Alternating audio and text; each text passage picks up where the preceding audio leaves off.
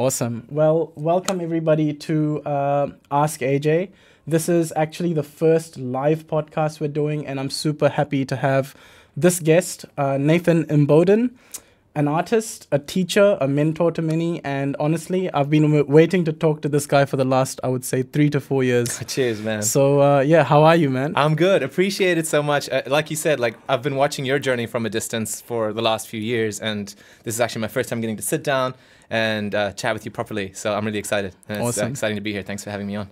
Yeah. You're welcome, man. And so tell us a little bit, I guess, about yourself, about your journey in music, because obviously you're an artist.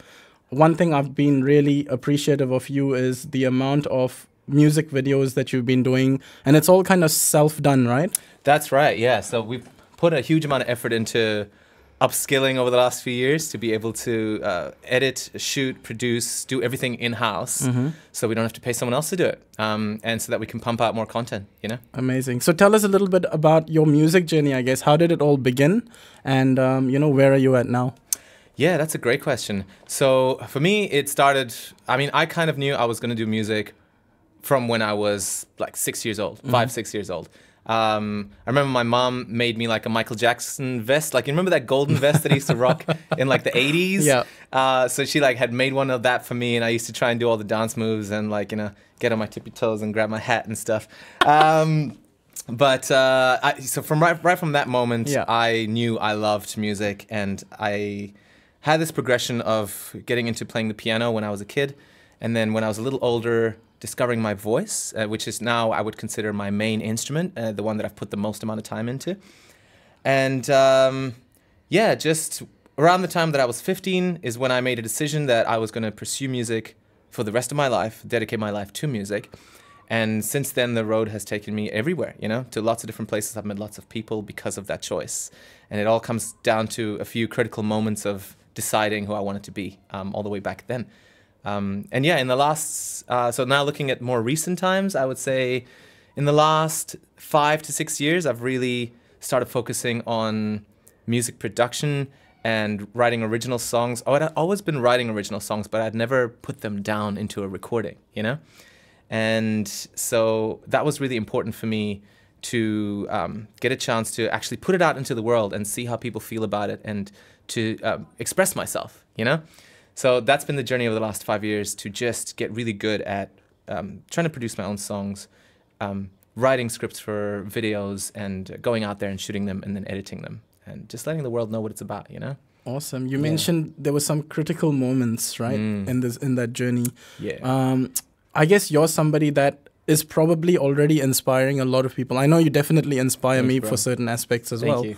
That means a lot, because, man, I watch your stuff and I get inspired. So appreciate it, man. Yeah. So, you know, definitely those critical moments are crucial in shaping somebody, as not just as an artist, but as a human being as well. Definitely. You know, so can you tell us something about some of those key moments for you? Yeah, definitely.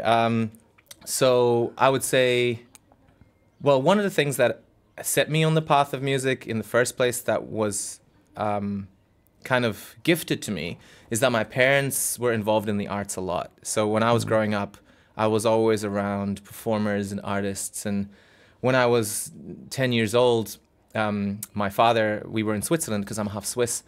We traveled with a circus for 6 months. Wow. And I got to see just incredible performers at a high caliber from such a young age. And that opened my eyes to the possibility of, you know, pursuing the arts. But more importantly, I think, than the stuff that was gifted to me, is the choices that I made to pursue the course of music, you know? So I would say when I was around 16, I was living in Sri Lanka, and I was kind of going through a little, what do you even call it? Like, I guess all teenagers go through this massive change at some point, teenage right? crisis. Yeah, I was not going to say a midlife crisis, because it's not. It's not even a quarter life crisis. It's way earlier than that.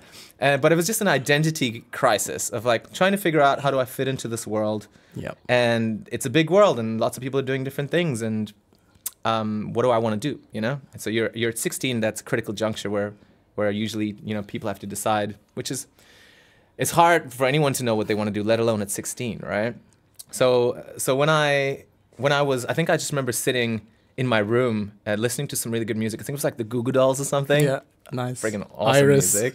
Iris, let's go. And then like some of their other classics like Slide, and I just remember listening to it and then drifting in thought, and then just coming to a real, it was almost like a meditation in a way, you know, but coming to a really decisive thought where I was like, I think I know what I want to do, and I've always known, and now I'm just verbalizing it, like I'm just acknowledging it, that I want to do music for the rest of my life, and I want to use it as a tool to inspire people to grow, to enjoy life, because I feel like a lot of people are living their life and they're not able to fully enjoy it, you know?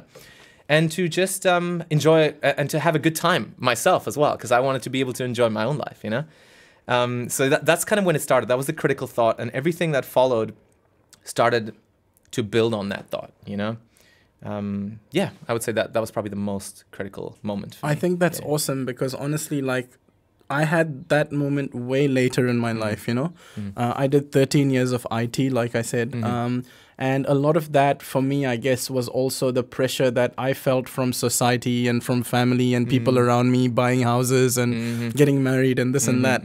So there's a lot of pressure, right? It's a lot of pressure, right? So at 16, let's say we've got other kids watching or teenagers watching. What is the one thing you can tell them? Let's say they have this inkling inside them, you know, but they're not ready to quite take the dive like you did and say that, acknowledge that, or this is what I want to do.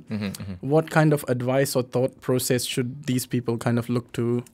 That's a really good question. I think the first and most important thing is to acknowledge that to be good at anything, it takes time and it takes blood, sweat, and tears, right? You got to put in the work, you got to put in the effort.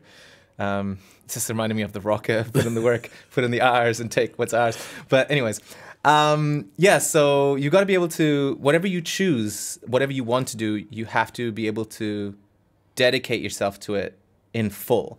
Doing it halfway, because a lot of people will not be sure what to do and they want to choose 2 or 3 things. And like, it's okay to do multiple things. But if you throw yourself into something fully, then that's how you can become masterful at it, right?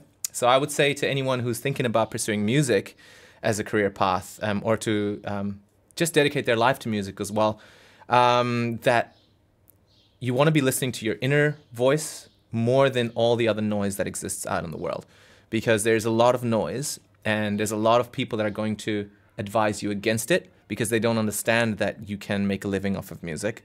Because all they see is the people in the charts, and they will say, oh, like, you know, there's only 1% of people or less that make it to that place. But they don't realize you can have a really comfortable living making music and not be Ed Sheeran, right? I love Ed Sheeran, but not everyone can be Ed Sheeran. And that's a possibility. But you have to be willing to push yourself hard, to work hard. And sometimes it can take 5 years, it can take 10 years until you see results of the magnitude that you want. But if you stick the course and you listen to that inner dialogue more than the noise that's on the outside, then the reward of that will be substantial. That's awesome. I believe, yeah. That's really awesome. Yeah. Did you study music after you made this? You had this aha moment? Yes, I did. So once I had my moments, I went into stage acting and a few other things after I graduated from high school. So I did some theater, some musicals. There's pictures out there floating around out there of me in like wigs and whatnot. Just kind of having fun and being on stage, getting experience. But I decided in 2011, or well, late 2010, to apply to the University of Auckland in New Zealand. And I was living, at the time I had moved back to Switzerland, and I basically had nothing. I was living like in a little attic. I didn't really have any means. Pretty sure I was like, yeah. So I was like right at the bottom of, not in terms of how I was feeling, but in terms of my empowerment, my financial capacity, all of those things. It was right at the bottom. And I was like doing odd jobs here and there to make things work. And I applied to the University of Auckland because I saw that their music program was a good modern program that was like based around pop music. And music this was production. out of every university around the world. You decided to come to New Zealand. I looked at a bunch of them, including Switzerland, Switzerland is a very classically focused music country, because you got Germany next door, you know, with Beethoven and all these incredible composers from Europe.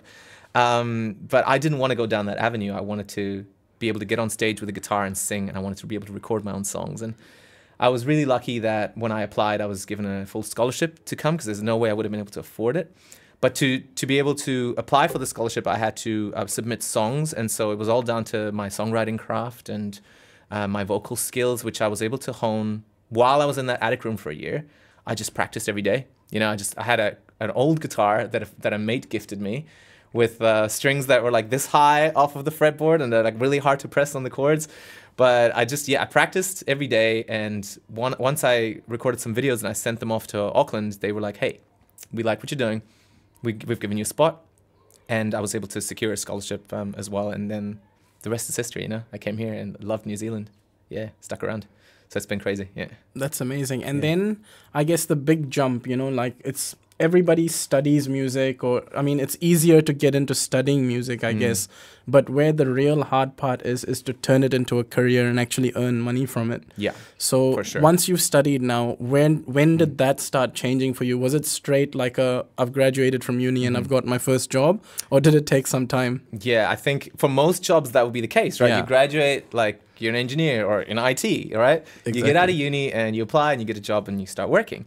With music, it's not the same, right? Because you got to be your own manager, you got to be your own marketing person, and you've got to be your own, basically your own biggest proponent, right?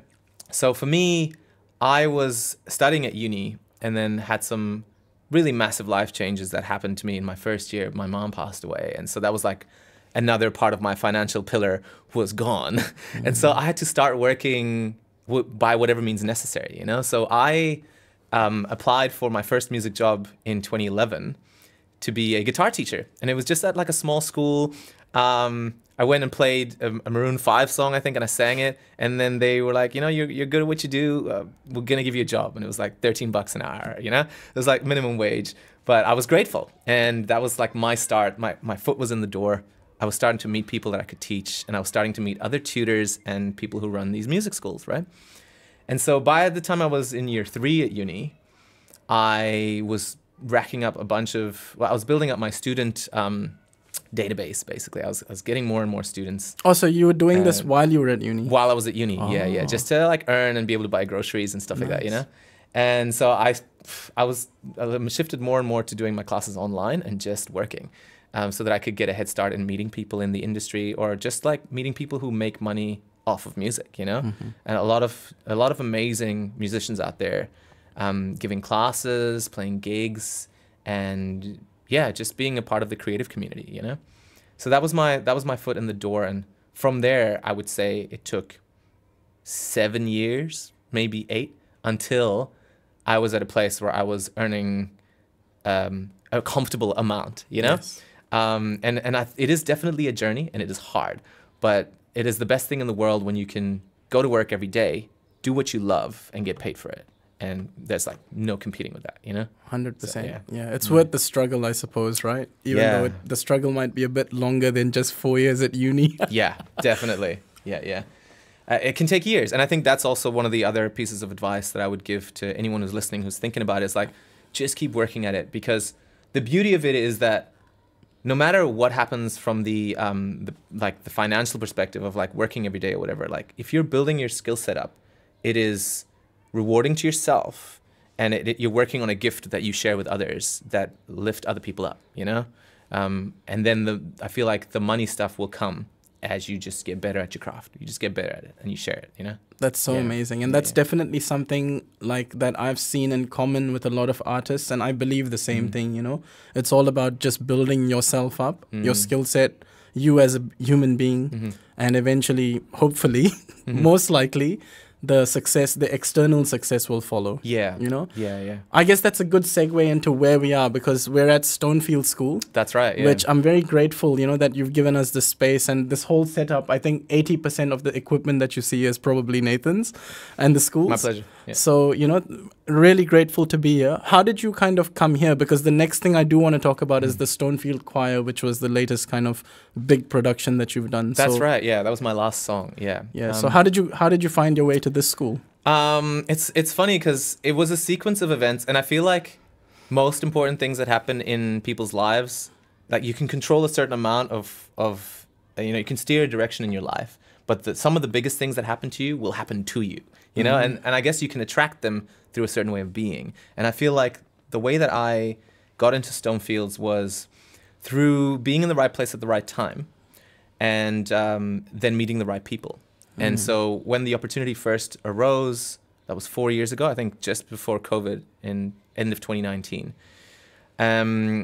The opportunity arose that they were looking for a music specialist. And this is just before COVID? Just before COVID, Wow. yeah. So they were looking for a music specialist, and I had been, my name had been floated, and I did an application, met some amazing people that are now mentors to me as well. And then I got my foot in the door start of 2020. So when COVID hit, everything, all of New Zealand, all across the world, schools went online, right? And the great thing about, you know, chasing music and focusing on marketing yourself is that you end up having a skill set that's like digital skill set as well. So when we all went online, I was like, I know how to do this. This is related to music and to production and to all the stuff that, you know, we as musicians look at every day. So I was able to bring a course in music to all of our learners through the digital avenue, you know? And so one of the projects that we worked on back then was I'd written a song and I shared it across our 600 plus learners at the time, 700 I think. And the challenge went out to all the kids to try and play something along to that song and then send it back to me. And so I ended up with this massive Logic Pro session of like 150 layers of kids playing different parts of the same chord progression. I remember that, yeah. Yeah, that was on your Instagram for a few months, I would say. That's right, yeah. That was all the way back in 2020. And I was able to stitch it together and make like a little collage of people singing and people playing, and we had this collaboration. And it was just a really nice way to keep the community spirit up during a difficult time for everyone, you know? And it just reminded everybody as well the importance of music during those kind of times. Like when COVID happened, everyone was stuck at home. They wanted entertainment, they wanted movies, they wanted to listen to music and to be made to feel better, right? So that was when I got my foot in the door, and it's been 4 years now, and we've built on that, and everything you see here is a result of that work, you know, that mahi over the last 4 years, yeah. Amazing. Yeah. What was it like? So tell me one thing. So you Stonefield School, and you mentioned off camera that like there's a choir that you kind of look after here at the school, but there's also a Stonefields choir That's who you've right. recently worked with. Yeah, so there is a Stonefields community choir, and they are not related to our school, although there's some parents from kids that are here and stuff. But they are this incredible choir run by Mel Roberts and Chris Bevan. And they meet once a week to rehearse with sometimes 130, 140 people. So shout out to them. They're just incredible at what they do. And I actually did a gig with them 2 days ago at Stonefields Market nearby as well. But they just sing incredible harmonies. And when Mel approached me with the possibility of doing a music video, I suggested we try and do one of my original songs, because I was writing a song at the time that I felt could do really well with harmonies, with lots and lots of harmonies, lots of voices. And so I was writing the song called Through the Rain, which I released about 3 months ago. And when I showed Mel the song, she was keen, and we just collaborated from then on, and the rest is history, yeah. Wow, because one thing I'll tell the audience about you is a lot of people, a lot of artists, especially starting out or in their first 5 years, first 10 songs, whatever it is, me myself included, you know, I struggle with the video side of things and the production side of things, and especially pulling such big projects together. It's all good to ideate. A lot of us have a lot of ideas, but you are one person I look up to because you actually follow through, and all your music videos that I've seen, it's almost like you've got a massive team behind it. But if you look at it, thank you. It's always started with you and your wife. That's right. My and wife. Then now it's obviously she's the MVP, bro. She's the MVP. Sathara, she's my muse, my inspiration, and she helps me with my whole. She's helped me with my whole journey since we met 13 years ago. You know. Wow. Almost getting emotional just thinking about it, because I remember on the first video that we shot, it was just her, myself, and then my sister happened to be in the country, so my sister came along, and we just went to the beach in New Zealand. I knew that I wanted it to look like there was a massive team behind it, so that was really important to me. So I spent a lot of time planning, how do I make this look like a massive budget production on a minimal budget, right? So I like my iPhone. I have my iPhone and a couple of useful YouTube videos that had tutorials on visual effects and stuff like that. And so this is, by the way, also to anyone who's thinking about making their own videos, there are so many tutorials. There's so much free information. We've never been in a time where there's as much information as there is now, right? And it's out there. And if you access the right information, it gives you the tools to make these things happen, right? So I appreciate you saying that that you think my videos look good, because I've been working really hard to try and get them to that standard. Insane. You know? And I've seen like effects in the sky and all sorts of things, you know. I think you've done reflections from the water. That's right. Yeah, like a lot of detail in there, which I was just like blown away by. Yeah, so if you go back and check out my song Letters to My Past, which I released at start of this year, you'll see that there's a lot of visual effects and AI generation tools and stuff like that. And my goal there was to use a lot of the new tech that was coming up around AI. Because for musicians, AI can be tricky because nowadays they're trying to get AI to write songs, and there's so much Spotify junk, whereas AI uploading stuff, right? And then, so it's a tricky territory, but I feel I try to use AI to enhance the art and vision, the human art and vision that I have, in a way that lifts it up, you know? And so I use it for generating backgrounds that seem surreal and generating environments that felt to the audience like, how did they get there? Or how did they find this place, you know? The most important thing is that it had to look quite realistic. Otherwise, it doesn't quite work, you know? So that was on Letters to My Past. That was probably the one that I had the most amount of visual effects shot on. And now with Through the Rain, more recently, it was more grounded in reality with just focused on the voices and the people that are in it, you know? And the joy of singing, basically. Yeah, wow. Yeah. How much prep and time goes into just learning and prepping for these things, you know? Because even a 3-4 minute video, I think it was, a 4-minute video, how much hours actually goes into the prep and the planning of shots, and then obviously the learning and then the effects and actually editing it? Because you guys edit it on your own, right? Yeah, pretty much all of it. So I'll speak to the projects that I did before Through the Rain. Because with Through the Rain, we got some help from an amazing videographer, Lochana, who you've worked with as well in the past. Yeah. He's also the OG of videography. He's incredible. But in previous projects, it was all myself and my partner, basically. And one of the projects would take around 6 months to complete.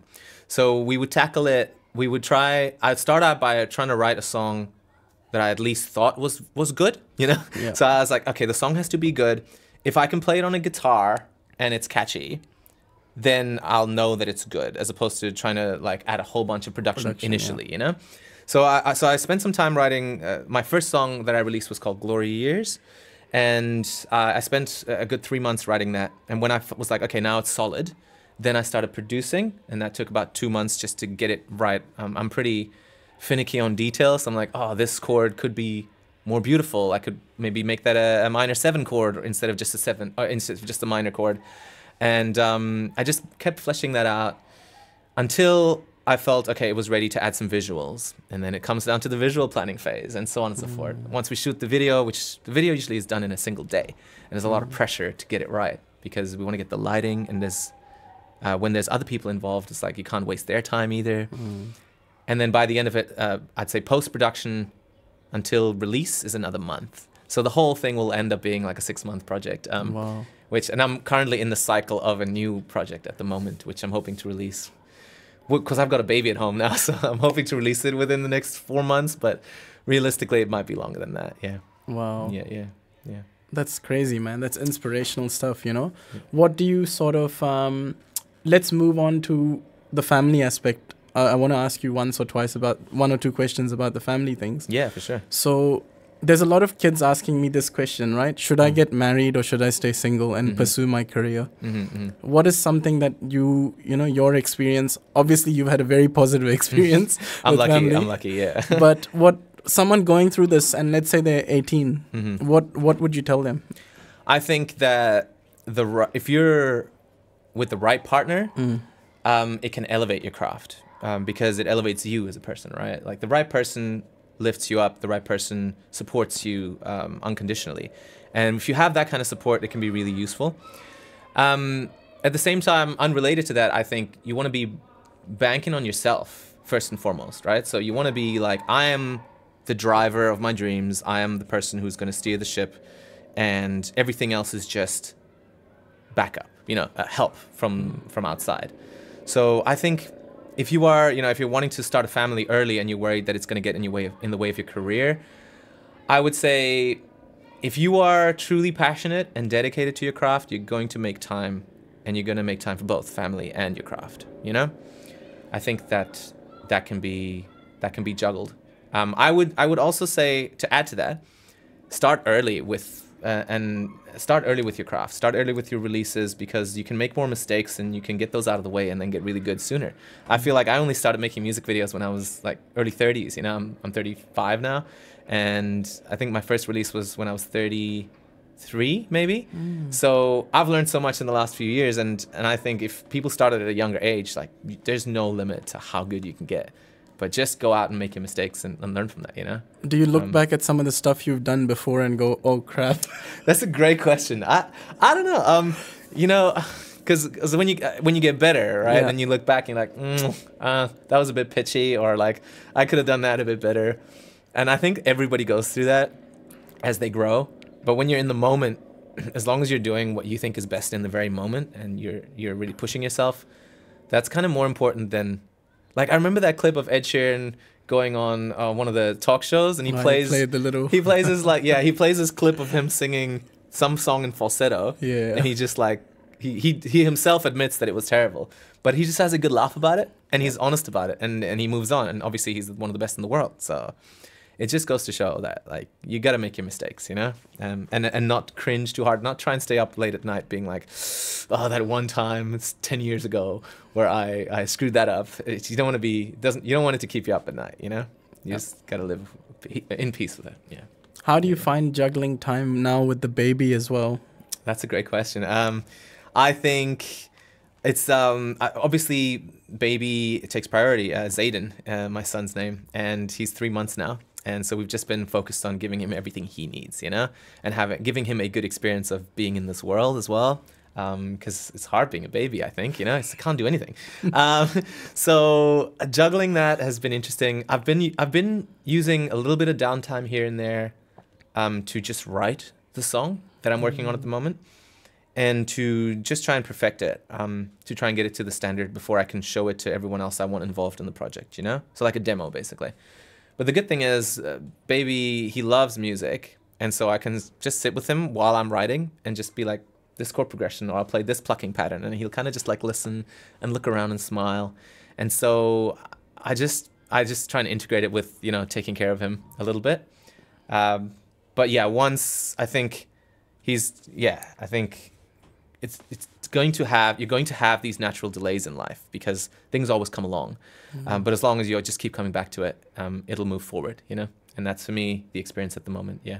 Amazing. Yeah. So the last section of the podcast, I've loved talking to you about your music journey and stuff, but I do like to talk to you, to people about life and being a better human being, and how that's kind of aided, Yeah. So you seem to me like somebody who has a lot of love, very humble, very compassionate, energetic, bubbly, and the external things that I see comes from the hard work that you've done on the inside, So probably, Yeah.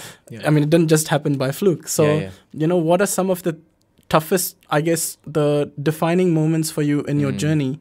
Because everybody goes through those lows, right? Yeah. And it's not like you're not ever going to go through lows again. Yeah. But what are some of the things and tools and stuff that you've used through your life to kind of come to the place that I see? Yeah. Well, first of all, thanks for saying that. That's very kind. I'm trying not to yeah. So I think who we are and how we express ourselves is deeply tied to our beliefs about ourselves, right? And our beliefs about life. It's very hard to be a happy person if you believe in general that life is not fun, or life is not joyful, and you're not enjoying it. So I think first and foremost, working on my own internal dialogue and how I talk to myself, how I treat myself, has been the pillar of everything that I built on the outside. And the things that shape me most in my life are when I was talking about being in Switzerland, you know, back in 2010 and having very little at the time, that was one of the moments which shaped me as one of the initial moments of not having anything and being in a position to, in a way, it was kind of freeing as well because I had nothing to lose. And you can kind of from that place be like, what do I want to do next? Like, what do I actually want to do in my life? So if you are actually in that place where you feel like you are near the bottom at the moment, it's not always a terrible place to be because you don't have anything to lose and you have everything to gain. And so you can go from that place and you can build from that place. So for me, that was one initial hurdle, was just being in a really tough spot financially and having to plan a future, and it just felt so difficult. But my advice there was like, you don't climb to the top of the mountain by looking at the peak constantly. You got to look at your feet, right? You got to look at each step that you're taking and each challenge that presents itself day by day until you get to that peak. So that's, I would say, the first philosophy that I developed around then, where it was like, just focus on one day at a time, one challenge at a time, and try and be your best when it comes along, you know? And then once I moved to New Zealand, I mentioned that my mom passed away, and that was a really big one because she was kind of the pillar of our family in a lot of ways. And so I had to make a decision about, was I going to stay in New Zealand? So this was 6 months into my time here. Was I going to stay in New Zealand and continue with the music, or was I going to go back and try and take care of my family and stuff like that, which is also super important. And I think I ultimately made the choice to stay in New Zealand and continue music because one of the last things my mom said to me was like to keep going with the thing that I was doing, like keep studying music, keep pursuing your passion. And that always stuck in the back of my head, you know. There's always critical moments where you've got to make a choice and it's going to define you, you know? And so that was, for me, yeah, that was another one of those moments in time where it was like, you've got to choose, and you have to choose from your heart because your head won't always know, right? Yeah, your brain's always going to be busy thinking, oh, like, how do I make money off of this? Or like, am I going to be safe? Or, you know, all of these important questions that need answers. But more importantly, you kind of just have to sometimes switch that off and listen to what's going on in here, right? Like, you got to listen to that voice more than this one. And eventually you get to a place where they both kind align, of, yeah, they both beautiful. align. Exactly, yeah. And I think that ties into your journey as well, right? Like with meditation and philosophy and just being kind to yourself and then kind to others, right? Definitely. Yeah. Still working on that one, but you know. Yeah. Was there resistance from the family? Because you mentioned mom was supportive. Did you have any resistance from the close ones at any point? That's, I think I was really lucky because from my direct core family, I had nothing but support. My father was supportive. He was always the guy who encouraged all of us to just do what we want to do with our lives, and exposed us to a lot of creativity and culture, you know, through his job and through his philosophy. But I spent a lot of time growing up in Sri Lanka between the ages of 11 and 19 or so. And during that time, I met a lot of people who were resistant to the idea of arts as a career. I met a lot of people who told me, because by the time I hit 16 and I was like, yeah, I'm going to do this, there were a lot of people who were like, you're not going to be able to live off of that, or you're not going to be able to, you know, take care of a family off of that. And I remember always feeling a little bit just unhappy with other people's perspectives on that, you know, because, and I understood that a lot of people, they think that way because they want to have a stable environment and they want to give stability to their children, and so they don't want to advise their children to go and study music because who knows what's going to happen, right? But I think I just try to focus on that inner voice again and steer in the direction of, I can build something out of this. I can create a future out of this, you know, and again, to switch off the noise from the outside, you know. And definitely, I think the times are helping, right? With the access to internet and social media. Yeah. I can do something from my bedroom today and potentially have 1 million views and eyeballs overnight, you know? I mean, you know what it's like. You started out with just that kind of setup, right? And look at what you've built, you know? I've always been in admiration of the amount of work you do. You're like constantly putting out great content at a high level, and I'm just like, how many hours in the day does this guy have? We all have 24, but it seems like he has more. It's just hustling. Yeah. So that's one thing I'm trying to balance, which is why I asked you the question. You know, now that I have a family, I have a beautiful, loving wife who has done so much for me in my career in just the last almost a year now, getting to a year. But I would say, you know, one thing that I'm struggling with personally is managing that time between family and what I used to put into my music, you know, because I was just obviously alone in my bedroom, had no one to care about really. You could dedicate every minute to it, right? Exactly. So I want to finish on a couple of notes. The first one I would like to say is, did you grow up religious or spiritual in any way in terms of your upbringing? Has that kind of shaped anything for you? I was, again, lucky that my parents were very multicultural, and I was exposed to a lot of different religions. So when I was in Switzerland, we would, you know, be with my Swiss grandparents, and they would go to church in the mornings on Sunday, and I would get to go with them. And then when I was in the Maldives, we would go for Friday prayers, and I would be exposed to the Islamic culture and the beauty of that. And when I was in Sri Lanka, I ended up working alongside some monks for a little while, which just happened to be a part of my getting into like digital work and doing backgrounds, creative backgrounds in Photoshop and stuff like that.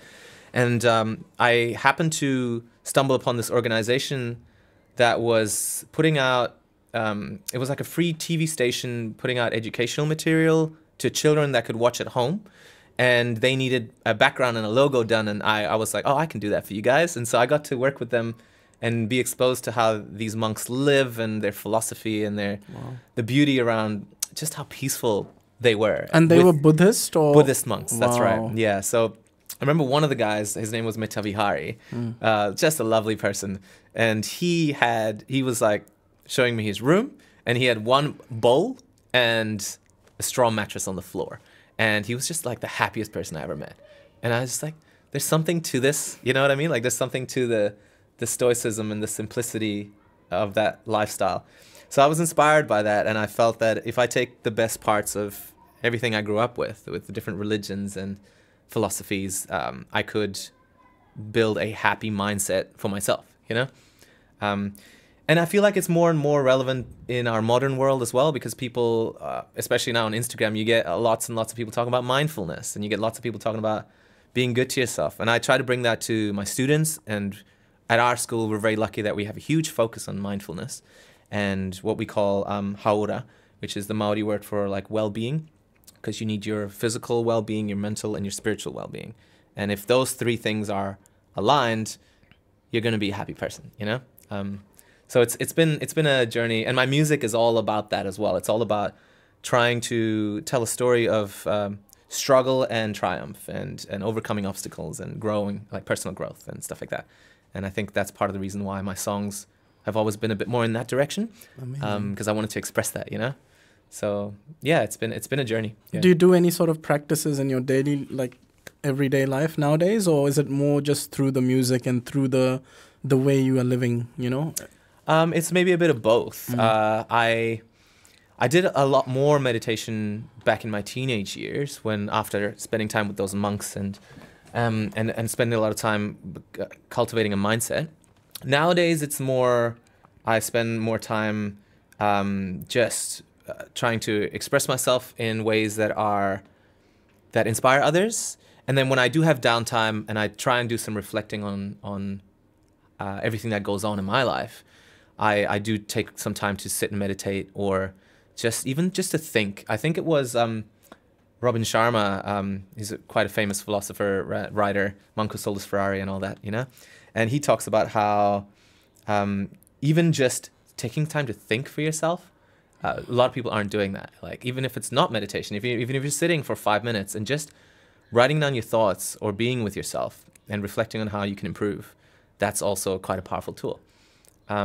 But I definitely would recommend, you know, meditation or mindfulness exercises to anyone who's trying to build themselves, or who just wants to be happy, you know? Exactly, right. Because I also noticed this, like, through my teenage years, and I guess 20s as well. It was all like, you're here, but you're not really here, you're there, you know? You're just constantly thinking of this, that, and the other thing. Yeah. But the more you start integrating these practices, reflection, meditation, whatever it is, you become a lot more present, you know? And you can actually enjoy what you're your surroundings at the moment. Yeah. Rather than worrying about the past or the future. Yeah. It's been awesome talking to you, man. Like, honestly. My pleasure. Thank you for having me on. Is there anything that you want to leave the audience or anybody watching with, your message to the world?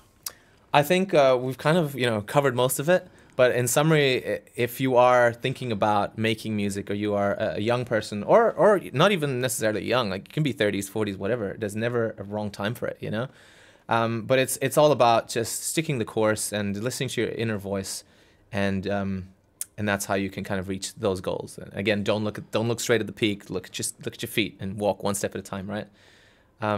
But yeah, no, thank you for having me on, bro. I appreciate it. Yeah. Amazing. It's Nathan Imboden, guys. Thank you so much for being here. What a wonderful time with you, and wish you all the best with your journey, man. Oh, appreciate it. Thank you, AJ. All right. That's a wrap.